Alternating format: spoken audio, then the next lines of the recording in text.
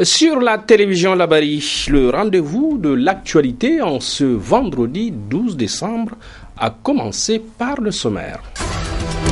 L'appel à la cohésion, la tolérance et la fraternité des associations islamiques du Niger ce matin. Un appel insistant face aux crises répétitives qui font mauvaise école, notamment chez les jeunes, disent-ils. Nous les entendrons dans ce journal. Le cadre permanent de réflexion et d'action des syndicats de l'enseignement CEPRAS remonte au front. Un mouvement de 48 heures pour exiger du gouvernement le respect des protocoles d'accord signés par les deux parties. Venons-en au détail, mesdames, messieurs, bonsoir. Merci d'être avec nous et bienvenue au journal. La spirale des crises dans notre société qui font mauvaise école et bien entendu mauvaise presse pour notre pays, à l'origine d'un appel urgent et insistant des associations islamiques du Niger ce matin même à Niamey. Face donc à ce péril rampant, ces associations en appellent à la cohésion, à la tolérance et à la fraternité de tous les Nigériens. Écoutons-les. Il suffit d'écouter et de suivre les événements que diffusent les médias sur la vie sociale, politique et ou administrative, sur la vie des campagnes et des milieux publics et privés pour s'en convaincre.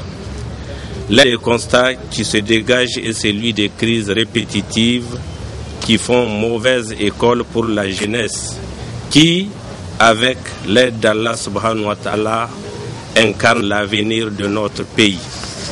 Si nous ne prenons garde et que nous ne nous positionnons pas sur le droit chemin, nos peines deviendraient entières et grassantes. Allah subhanahu wa ta'ala dit, certes, Allah ne change guère ce qu'il y a dans la communauté des humains jusqu'à ce que celles-ci changent ce qu'elles ont dans leur âme. Et si Allah voulait un mal pour des communautés, il n'y a nulle riposte en cela. Elles n'ont un autre guide à part lui. Sourate le Tonnerre, verset 11. Notre salut réside indéniablement dans le strict respect des recommandations de notre Seigneur, qui dit entre autres, je cite, « Et ne vous disputez pas, sinon vous fléchirez et perdrez votre force. Et soyez endurants, car Allah subhanahu wa ta'ala est avec les endurants. » Sourate 8, verset 46. Les disputes et les tiraillements rendront ainsi vain tout effort de cohésion sociale et du développement national. C'est pourquoi il convient de rappeler à chaque citoyen et à chaque citoyenne le sacré devoir de faire preuve de justice, d'équité, de respect de l'autre, de la tolérance, de la loyauté et de la quête du licite dans ses comportements de tous les jours. Telles sont les qualités dignes d'un croyant. Aussi, l'islam condamne l'ingérence et la calomnie. D'après Abu Huraira radiallahu anhu, le prophète Mohammed sallallahu alayhi wa sallam dit: les qualités d'un bon musulman,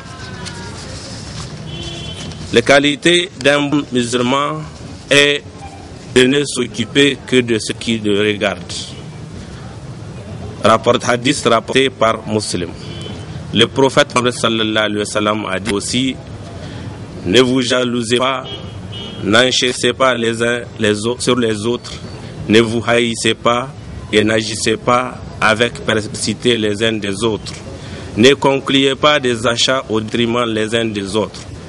Soyez bons serviteurs d'Allah, vous êtes tous des frères. Le musulman est le frère du musulman. Il ne l'opprime pas, il ne l'abandonne pas et il ne lui ment pas. Il le méprise. La crainte d'Allah est ici montrant 3 fois son cœur et ajouta: la pire de l'inéquité et de mépris son frère musulman. Tout ce qui appartient aux musulmans est sacré. Pour le musulman, son sang, son bien, son honneur.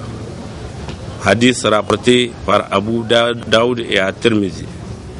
Avant de terminer, il convient toujours de rappeler aux fidèles une des obligations divines, celle de persister dans les invocations du Seigneur pour qu'il nous assiste et guide davantage. À présent, ce côté souriant de la vie, le coordonnateur du réseau des organisations pour la transparence et l'analyse budgétaire ROTAB, parmi les 15 acteurs de la société civile du continent qui se battent le plus pour défendre les intérêts de leur pays, selon le journal Jeune Afrique. Une distinction, mieux encore, un honneur et toute la structure est en fait une collation fut offerte cet après-midi même à son honneur, mais attention que l'on ne s'y méprenne pas, ce succès ne viendra pas faiblir la lutte, loin s'en faut, martèle-t-on, du côté du ROTAB. Hassan Saleh Mustafa et Sadou Doumi pour le compte-rendu. Nous pensons que cette distinction va au bénéfice de tous les acteurs de la société civile nigérienne et des partenaires et de tous ceux qui épousent les questions de justice, des droits humains. Ali Idrissa a été distingué parmi les acteurs de la société civile nigérienne pour son activisme, sa détermination et sa conviction dans son combat pour la défense des intérêts du Niger, notamment sa lutte contre Areva, lors des récentes discussions pour le renouvellement du contrat minier entre le Niger et Areva. L'uranium nigérien rapporte au Niger beaucoup moins que l'agriculture et l'élevage, qui sont pourtant tributaires des aléas climatiques. Camarades, quelle est notre responsabilité devant l'histoire? Amener nos dirigeants et Areva à équilibrer le contrat en cours. En effet, les conventions de Comaïr et Sominac expirent dans 10 jours. Et en ce moment même, le Niger et Areva négocient leur renouvellement pour les 10 prochaines années. Toutefois, ces négociations sont actuellement bloquées parce que le groupe nucléaire français Areva rejette carrément l'application du Code minier 2006 à ses filiales. Pour le réseau des organisations pour la transparence et l'analyse budgétaire ROTAB et l'ensemble de la société civile, vous en convenez avec moi, plus que jamais, le Niger doit tirer profit de ses ressources uranifères et les causes contractuelles abusives, celles-là même qui ont prévalu jusqu'ici, doivent changer impérativement. Cette distinction est vraiment donc l'aboutissement d'un processus qui a été engagé depuis longtemps. Vous savez, Ali Idrissa a joué un rôle très important donc, dans l'avènement de la démocratie et dans la promotion des droits de l'homme donc au Niger depuis les années 1990.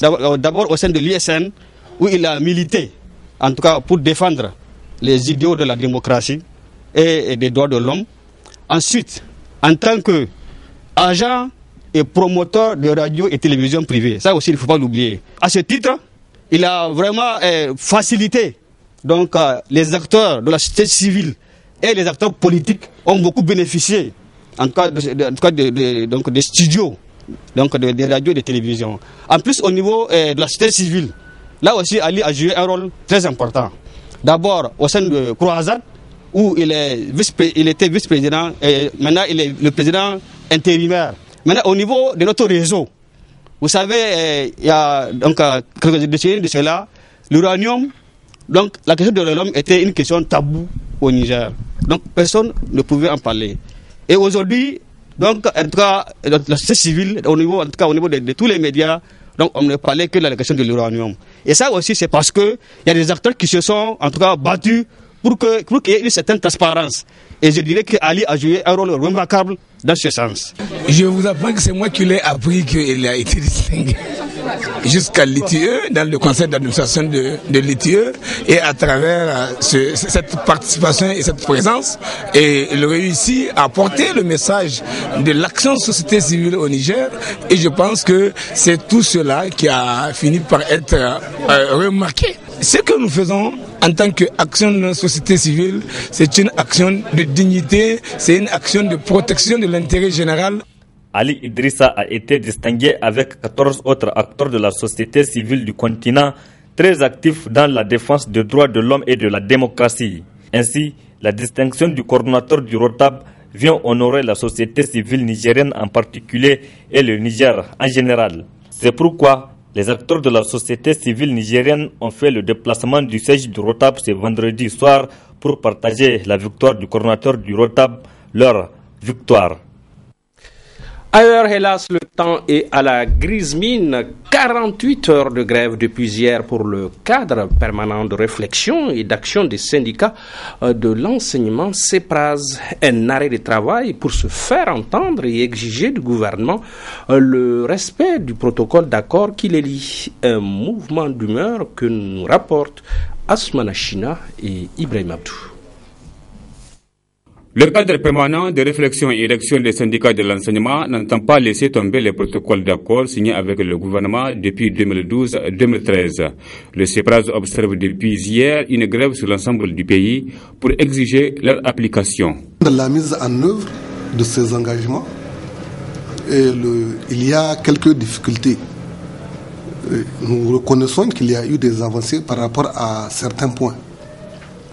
Par exemple, nous considérons les points comme le paiement des rappels salaires, le paiement des enseignants contractuels à terme, la régularisation de la mise en sorte des enseignants nouvellement intégrés. Nous considérons que c'est des engagements qui ont été pris, mais qui sont du ressort du gouvernement. Donc je veux dire qu'on n'a même pas besoin de demander que l'administration le fasse. Ça fait partie de ses obligations. Mais parce que nous avons une administration qui est ce qu'elle est, nous les avons posées et il y a eu des évolutions par rapport à ces points. Maintenant, quoique pour le paiement des enseignants à terme échu, les enseignants contractuels, jusqu'à présent, la question n'est pas réglée. Et nous estimons que si l'administration veut de la stabilité au niveau des écoles publiques, même en dehors des jours de grève, il faut qu'elle puisse payer les enseignants contractuels à temps, en même temps que les fonctionnaires. Ça, nous pensons que ça relève du bon sens. L'équité impose au gouvernement de payer ces agents-là en même temps que les fonctionnaires. Mais de l'autre côté, ce qui fait que le mot d'ordre ait été maintenu, c'est parce que nous avons un engagement cardinal qui a été pris. C'est celui de l'adoption de la grille salariale et puis de sa mise en œuvre. Nous avons constaté que le gouvernement semble se rétracter. Selon le CEPRAS, le gouvernement est en train de revenir sur ses engagements. Le mercredi soir, la veille de la grève, ils nous ont appelés à 17h et jusqu'à 22h nous étions en discussion. Donc, pour constater à la fin que le point auquel nous tenons comme à la prunelle de nos yeux n'a pas connu d'évolution significative. Je vous en parlais.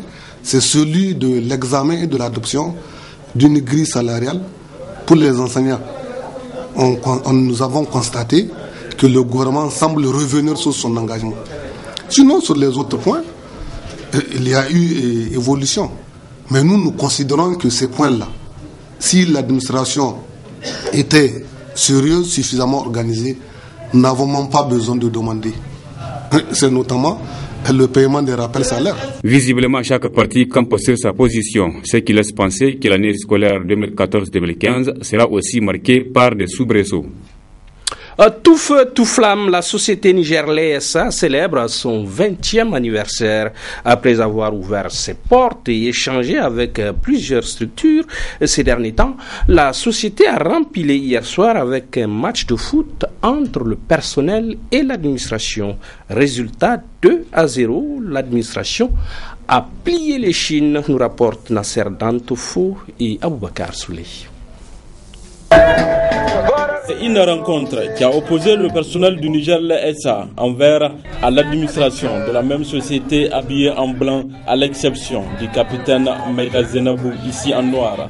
Une rencontre qui a été largement dominée par le personnel malgré les multiples changements opérés côté administration. Le personnel a pu s'imposer par 2-0.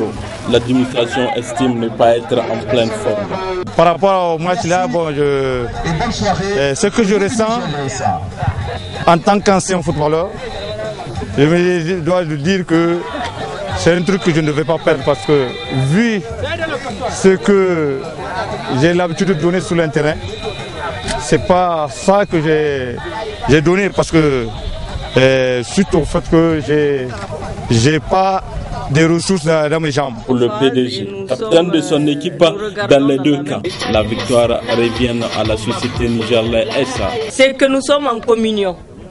Et l'administration et le personnel, vous avez bien vu que nous sommes en phase et nous regardons dans la même direction. Et c'est pour cela que 2-0, je vous dis, ça fait 20 ans de gagner. Et ça consacre encore une fois de plus que dans notre charte d'éthique et dans notre charte du personnel, nous l'avons internalisé et nous l'avons consacré à une ambition commune qui est celle d'apporter et de mener Nigerlais à un summum de performance et d'efficience. Le programme sportif de la commémoration des 20 années d'existence du Nigerlais SA, c'est aussi le parcours cyclisme prévu pour ce 13 décembre à la place Toumo. Et cette brève qui nous parvient à l'instant, que j'apprends en même temps que vous, le compte rendu sommaire transmis à la Cour est indispensable. L'examen de la question de l'invalidité n'ayant pas été signé par le vice-président et l'un des secrétaires parlementaires conformément à l'article 68 du règlement. La Cour ne peut pas à l'État s'en servir sur la question de la validité ou non de l'élection du nouveau président de l'Assemblée nationale. Je me permets de vous relire cette brève provenant de la Cour constitutionnel. Le compte rendu, dis-je, sommaire transmis à la Cour est indispensable. L'examen de la question de l'invalidité n'ayant pas été signé par le vice-président et l'un des secrétaires parlementaires conformément à l'article 68 du règlement. La Cour ne peut pas à l'État s'en servir sur la question de la validité ou non de l'élection du nouveau président de l'Assemblée nationale. Du bon et du moins bon, donc ainsi va notre monde. Merci de nous suivre et à demain.